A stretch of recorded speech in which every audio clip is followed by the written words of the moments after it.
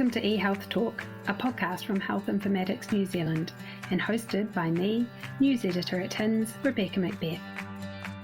This podcast provides insight and discussion on key topics of interest from across New Zealand's data and digital health sector.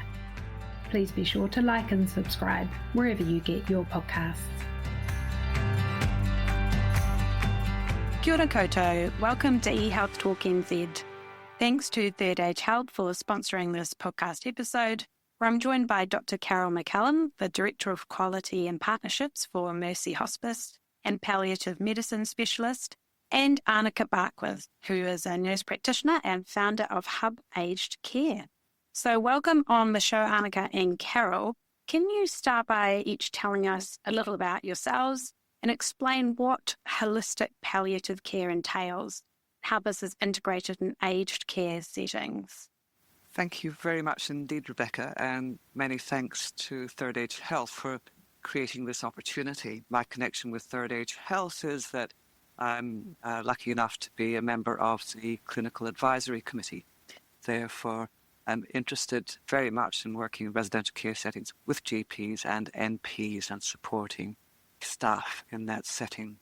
A holistic palliative care really is exactly that. It's holistic. And in New Zealand, I think we're really fortunate to have the model, which is quite well known, of Te Whare Tatawha, Taha Tinana, Taha Hiningaro, Taha Wairua, Taha Whānau, and not least Taha Whenua, looking after the body, the psychological well-being, the family well-being, people who are important to them, the spiritual well-being, whatever that means to the person, and the bigger context of the land in which they are. So that takes further elaboration on another occasion. But for me, holistic palliative care is all of that. We are more than just our physical beings. And we all know that. How do we honour it? Thanks, Carol. And Annika? Hi, I am a nurse practitioner who specialises in care of the older person, specifically in aged residential care. So I've got a clinical background in oncology, elder health rehab and hospice palliative care. And I'm now specialising, as I say, particularly in aged care. So myself and Dr. Balram Dillon have set up Hub Aged Care, where we provide the generalist nurse practitioner and GP medical care in aged care, but that is all that we do. So instead of coming out of a general practice and into aged care, we focus entirely on care of the older person within the specialised context of aged care. So to me, care is caring for those essentially who have incurable conditions, where the curative treatment is no longer an option. Palliative care becomes the focus, where the priorities are sort of symptom management and quality of life. So while there may not be hope for disease, we can provide hope in the management of challenging symptoms where they can be addressed and supported. Holistically, it means that it's not just about the physical pain or physical symptoms, but recognising the suffering that can come from emotional pain, spiritual distress, and the relational tensions that we see, in family dynamics, particularly in the context of aged care. So moving into the aged care sector with palliative care, essentially every patient we look after is sitting in the palliative space. But the reality of residential care facilities these days is that sort of those who are assessed as requiring care, they need quite advanced chronic disease to even be eligible for care. So whether it's physical or cognitive decline, the interplay of multiple diseases often means quite a complex symptom management approach required. And so then alongside that, the psychosocial realities of aging in care can be a real palliative care challenge. Why is holistic and palliative care particularly critical for older adults in aged care facilities? You did just touch on that there, Annika, but you might want to just go into the difference between those who might be living still in the community. One of the takeaway things that I've had from working alongside people in aged care is that those people who need to transition into sort of the rest home, hospital and dementia level cares face loss and grief like no other care setting. It's a grief where so much has been lost, but the person hasn't gone, and relationships have changed, but the loved one is still there. the family home is gone, and yet there's still a place to visit mum or dad. People are married, but they're living apart. There are over 100 people living in the same building, but loneliness is often felt. And they're living with that anticipation that things are only going to get worse. So, dementia progresses and recognition of loved ones can go, and motor neuron condition progresses, and little by little, or, chunk by chunk, you're losing bodily function. Frailty can only make you more diminished of what you once were.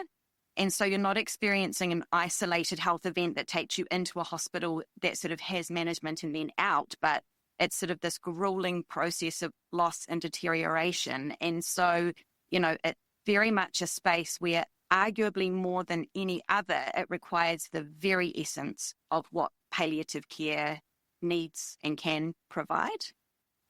Thank you. So, Carol, what is considered best practice in this area from your perspective, and what are some of the practical strategies for implementing those?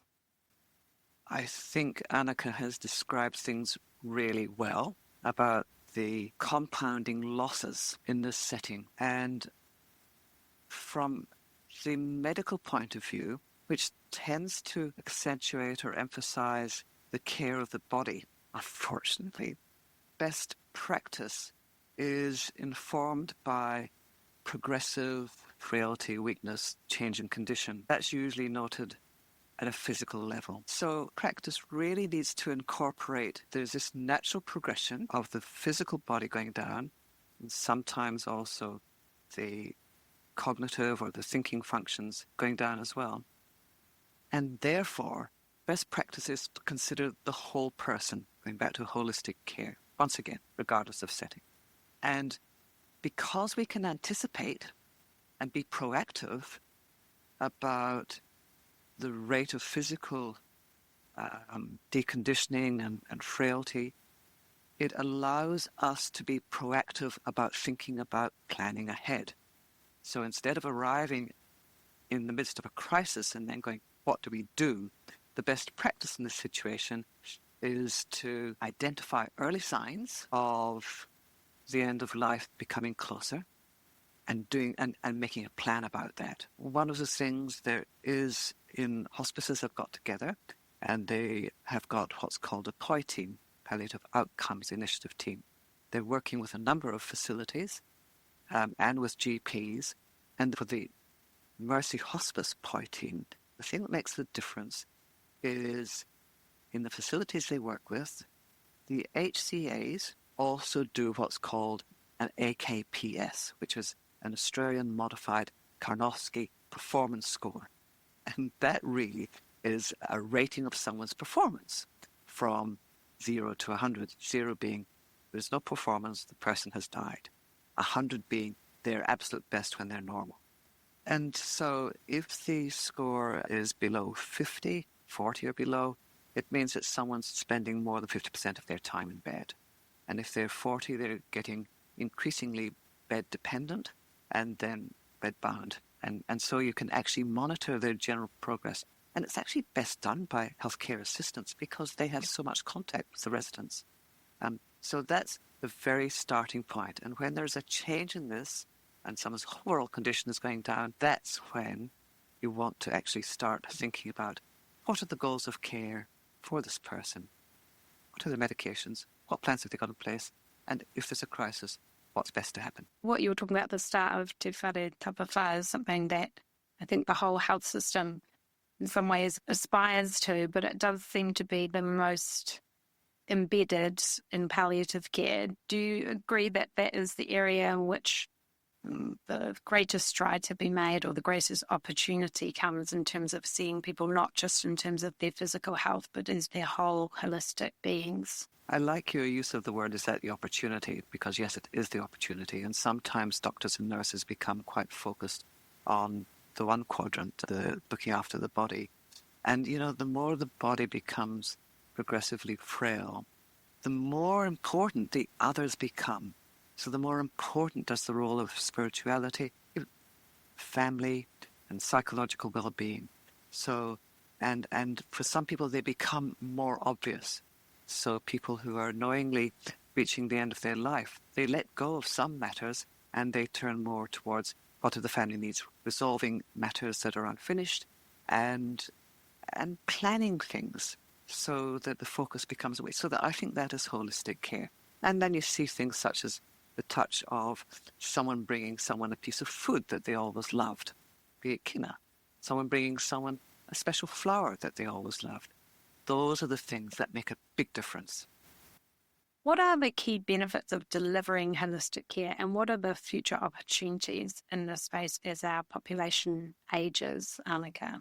It's widely acknowledged through health education and policies that holistic care is essential for the best health outcomes and quality of life.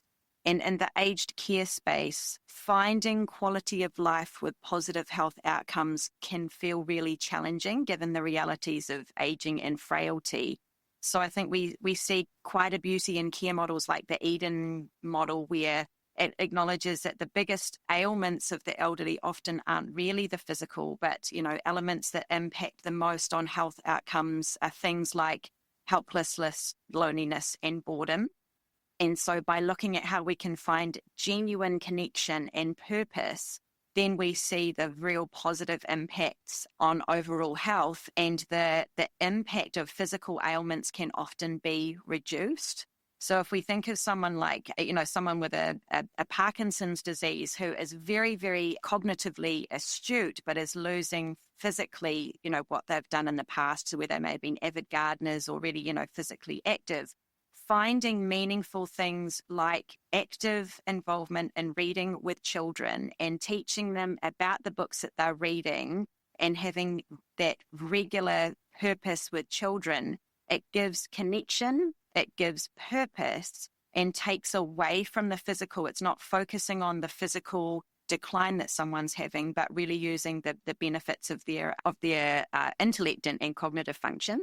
So I think that by really looking for true, meaningful things for people to be a part of, and to use the strengths that they have and the positives of what is left, despite what diseases are often taking away from them, that real holistic looking at who the person still can be and giving them purpose can really reduce the impact of the negative effects of their condition. And so I think while we've got people living in aged care longer with progressing conditions, I think embracing that holistic palliative approach to care is really essential. What are some of the key challenges aged care providers face when implementing palliative care programs? I think a really hard one is the staffing, the ratio of staffing to number of residents, the turnover of staffing, and that might have to do with some of their terms and conditions of pay. The expectations often of the relatives of the residents are increasingly challenging. I think that the expectations of the health system of facilities is increasingly challenging as well. While hospices, and not all of them, have inpatient units, not always possible to have someone with high needs in an inpatient unit, and they may tumble out of hospital for the first time to a residential care facility, hospital level of care. And that is hard for the resident, the patient, and the staff dealing with that. I think even beyond all of that, we've just had the recent example, dare I say, of the pandemic.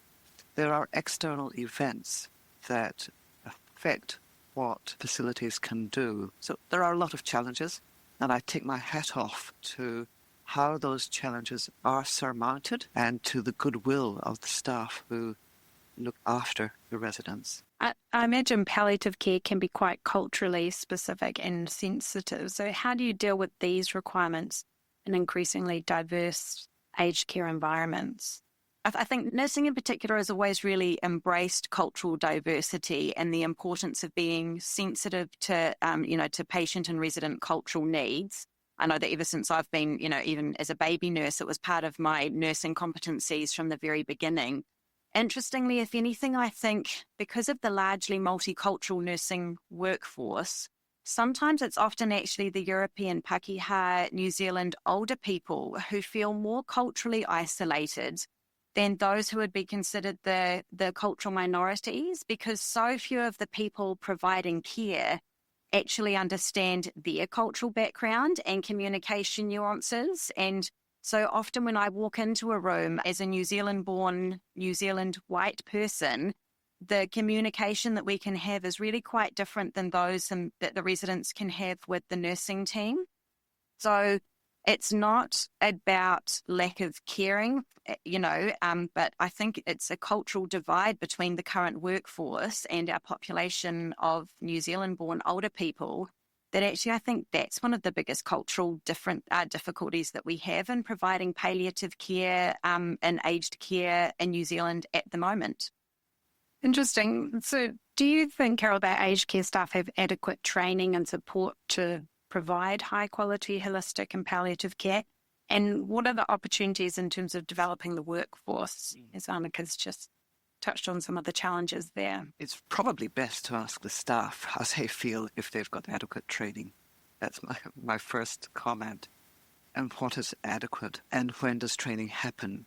There can be training in the moment, and that is over a specific person with a specific set of symptoms or problems, and help is sought. And from the palliative care context, in New Zealand, there is usually a hospice that can be contacted with a specialist team who can give advice. And people learn from that direct contact. And that is a form of in-the-moment training, even though it's as guidance. More formal training is hard to access, often because of staffing and the ability to backfill staffing if they are away doing training. Online training therefore lends itself to being something that can be done by staff in facilities. However, it's often not prioritized so that it can be done during work hours, so it's often done in their own time. And then there are more formal levels of training, and often for palliative care within hospices, where there can be in-person training which might supplement online training. Hospice New Zealand has a course on the foundations of palliative care. A lot of that is online. A lot of the hospices follow that. There's a series of about 9 modules, and that's really helpful. So staff in residential care facilities who access that definitely demonstrate more skill and understanding of the holistic needs. The POI initiative, which happens in Auckland, offers 1 and 2 day sessions for staff to be there in person, and it is complemented by palliative medicine specialist CNSs who are on the ground coaching the staff when needed in the facilities. That's an ideal. But it'd be fair to say most staff have been trained, the majority of their trainings in dealing with people's medical, physical needs, and that the holistic and palliative side perhaps happens more on the job and once they're in an aged care facility working. I agree, and I take up Annika's point about cultural awareness as well, because the New Zealand, the Western cultural way is to disclose prognoses, to be very clear about it. We've got staff who come from many different cultures, and it's hard to have those conversations in the way it's expected. So that we get good outcomes is quite a surprise, because people can talk past each other and not understand. And there are practices that are totally foreign, or concepts that are totally foreign to people who are not of Western background. And that includes even the term palliative care. What does it mean? In many languages and cultures, it doesn't exist. It's a huge thing, the cultural context of palliative care with the nurses providing it. I went into one home, it's all very well to have clinicians that all chart, PRN morphine for end-of-life care and symptom management.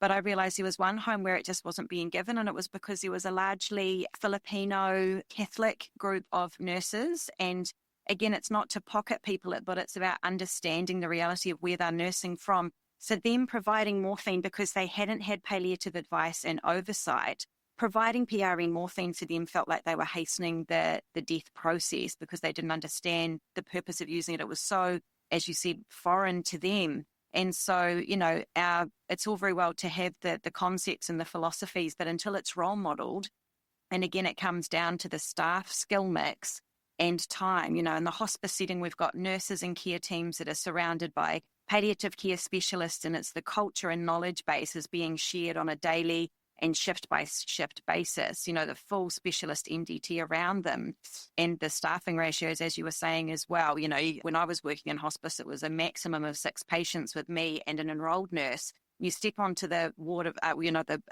wing of a aged care facility, and one registered nurse might have 40 residents they're looking after without another senior clinician to provide advice, and someone coming in on a contract basis to help them 3 times a week, for advice. And so really I think the cultural context of the nursing is a really huge thing to think about in terms of barriers and skill mix and knowledge. And I would like to add the corollary, Annika, which is that there's a fear of giving morphine because of the misunderstanding of hastening death or things like that. And then there's also giving morphine for pain, which is actually not physical pain, which may be existential or psychosocial. And the ability of one nurse who's looking after 40 people to pick up that nuance when someone is screaming, it's really hard.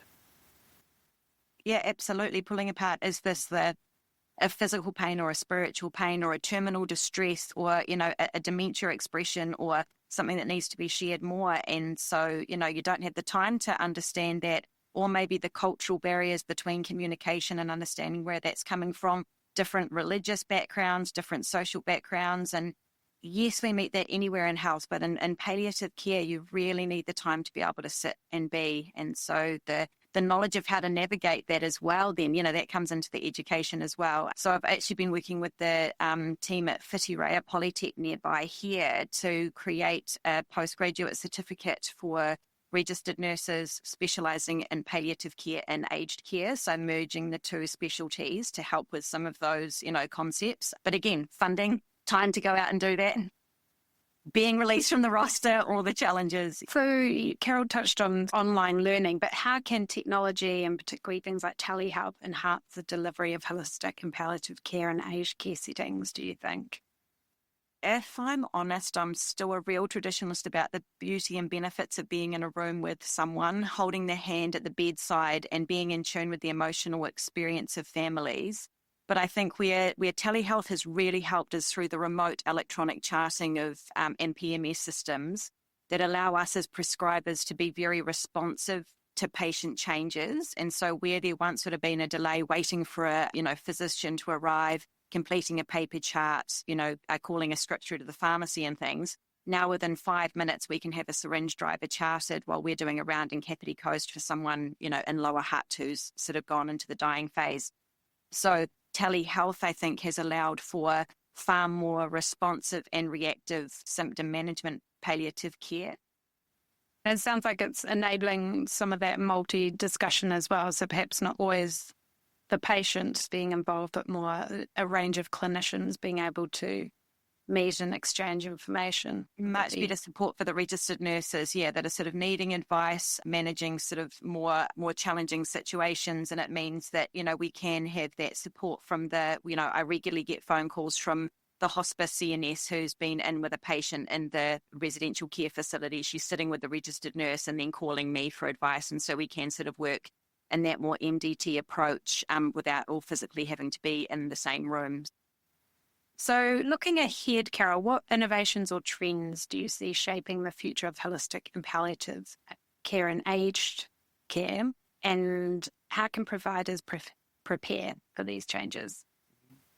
There's been a trend within palliative care which has led towards what could be called medicalization, focusing on drugs, symptom management. And if that is acknowledged as a trend, I sense early signs of a trend for the pendulum to swing back towards more holistic care. People are wanting that and knowing that drugs are not the silver bullet. They can't fix everything. I personally hope it continues. How can providers prepare for these changes? I think there are several ways. One is to acknowledge the importance of cultural and spiritual support, to acknowledge it is as important as prescribing that goes on. I think a trend, especially in New Zealand, is to harness authentic involvement of volunteers and to harness as well the upcoming generations and how they might relate to their older people. I have heard of a young boy in his teens being a volunteer and spending time with a resident in a facility by playing chess each week. That is great. That is probably better than a dose of morphine. My last thing would be that I'd like to see less distance between facilities and the staff who work within them and hospices. I'd like to see a mutually respectful merging and finding their places. So that's what I would like to see, a better partnership. And I think if there are easier partnerships and clarity about how to communicate with each other, that will be good preparation for future care. Thank you, Carol. And how about you, Annika? What are your future thoughts? Palliative care is such a clinical passion of mine, and at the essence, it's all about people, and we only die once, and the dying process can be such a special and unique experience for families and their loved one. But so often the burden of paperwork and assessments and policy-driven care within aged care really does take the registered nurse away from the bedside. And so if anything that I would want to see in the progression of palliative care in the space of aged care would that the innovation and policy change that would actually allow for the burden of the routine and regular work that does take the nurses away from the bedside to be upended, so that the really essential clinical and nursing moments that need to be happening to keep the human focus in aged care could be happening. We've become so audit focused and so inter-RI focused and so tick box focused within aged care to meet the requirements for audit and all the rest of it, all in the name of resident safety. But unfortunately, sometimes resident care has to take a back seat because of that. And so if the resident could really be more the priority, again, it's not because anyone doesn't have that intention with them, it's just the reality of how care is, sort of the focus is becoming. So if I were to see innovation coming in, it would be much better placement of nursing time, and so that everyone in aged care can have their best quality of life and best death experience. Well, what a fascinating discussion. I'm sure listeners will have really enjoyed that. Thank you so much for joining me today, Carol and Annika, and thanks to Third Age Health for sponsoring such an insightful podcast episode. So if you want to learn more about Third Age Health, you can visit their website at thirdagehealth.co.nz. Mā te wā. Thanks for listening to eHealthTALK. Be sure to subscribe and share with your colleagues and friends. eHealthTALK, eHealth News and the eHealth webinar series are supported by Health Informatics New Zealand. See hins.org.nz for more information and become a member starting at just $17 a month. We also have affordable organisational membership options for both our industry partners and healthcare providers.